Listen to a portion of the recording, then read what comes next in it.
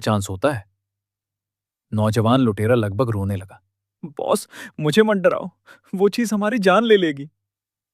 सरदार ने हंसते हुए कहा, उसे जिंदा तो होने दे। मेरे पास कच्चे चावल और गधे के खुर हैं। मैं उसे छठी का दूध याद दिला दूंगा। और हमारे साथ फेंगशुई मास्टर भी तो हैं। फिर डर किस बात का। सरदार के इशारे पर लुटेरों ने पूरी ताकत लगाकर ताबूत का ढक्कन खोलने की कोशिश की। लेकिन वो ढक्कन जैसे फेविकोल से चिपका हुआ था। वो पसीने से तरबतर हो गए, लेकिन ढक्कन टस से मस नहीं हुआ। तभी सरदार ने पीछे मुड़कर देखा तो वो डरपोक नौजवान लुटेरा कोने में बैठकर कुछ कर रहा था। तू वहां कोने में क्या अंडे दे रहा है? इधर आ और हमारी मदद कर, सरदार चिल्लाया। नौजवान ने खराब लाइटर हाथ में पकड़ा हुआ था और रोतली आवाज में बोला, बॉस, मैं मोमबत्ती जला रहा हूं।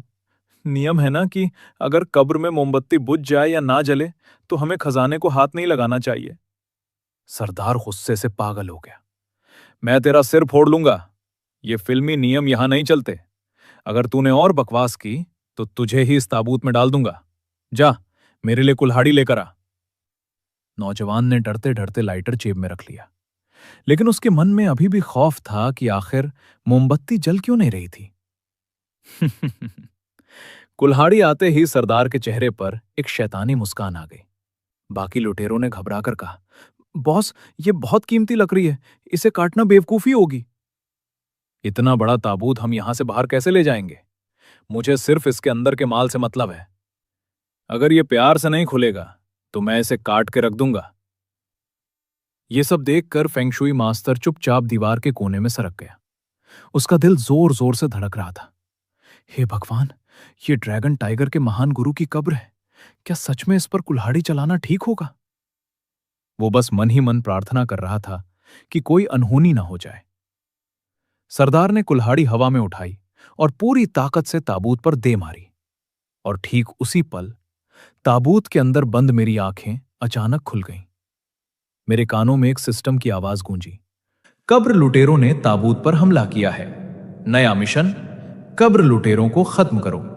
इनाम, अमर शरीर और विनाशकारी आसमानी बिजली।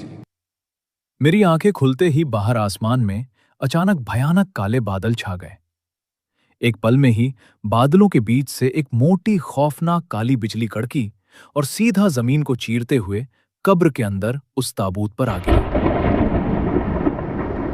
एक कान फाड़ देने वाले धमाके के साथ ताबूत दो टुकड़ों में फट गया।